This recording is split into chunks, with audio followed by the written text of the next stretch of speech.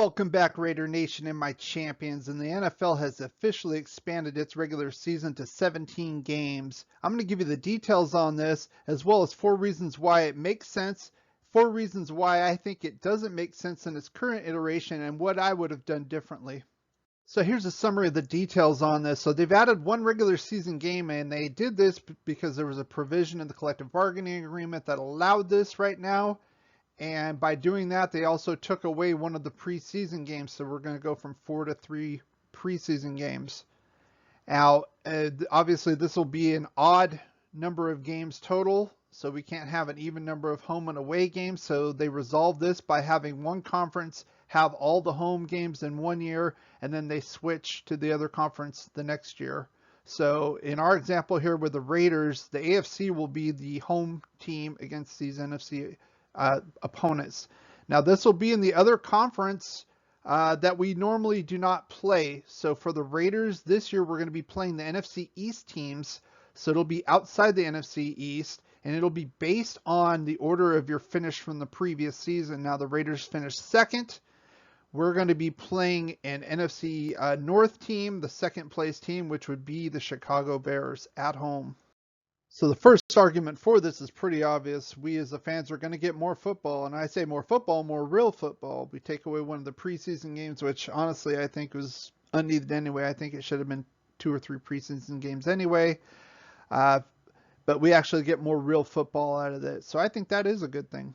And along with more football, the league's going to generate more revenue. There's going to be more people going into the stadiums. And once they renegotiate a new TV contract, they'll have more games, so they can get more money off of that as well. It's also going to help improve more of the rivalries that are outside of our conference, and more specifically the local rivalries, because you're going to be able to see those teams more often in this setup. I think it would be helpful for like us with, say, the Rams or the Chargers and the Rams, or us and the 49ers.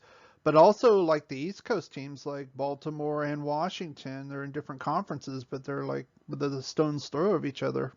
And the last one, obviously, this is going to help improve with fantasy and also the betting implications here. So fantasy football is probably going to expand another week, so it's going to generate more interest from the fan base and obviously more watching of the games. So it's going to improve the revenue. Also, same thing with the betting, DFS.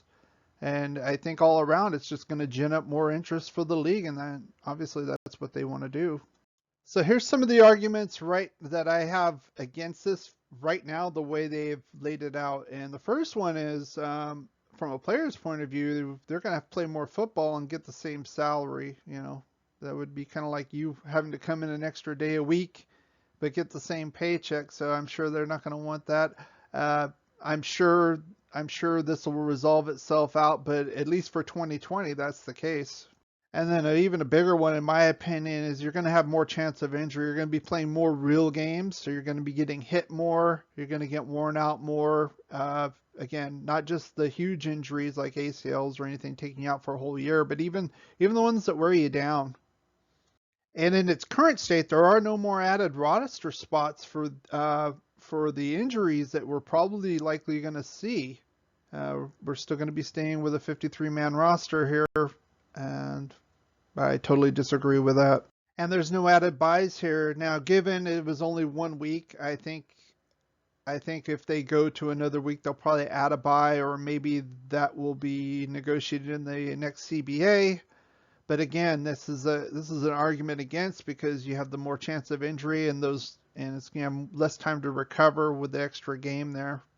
What I would have liked to have seen, and maybe this is just a step function to get us there, I would have liked to have seen 18 games, 2 preseason games, and an added bye week, and then add, say, 5 to 7 more players on the active roster list.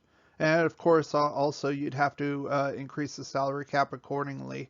But I'd like to hear what you have to say about this new change. Do you think it's good as it is? Do you think it's a good start? Put your comments below. If you did enjoy this video, give it a thumbs up, like, share, and subscribe. Thanks for watching and supporting this channel, and as always, go Raiders.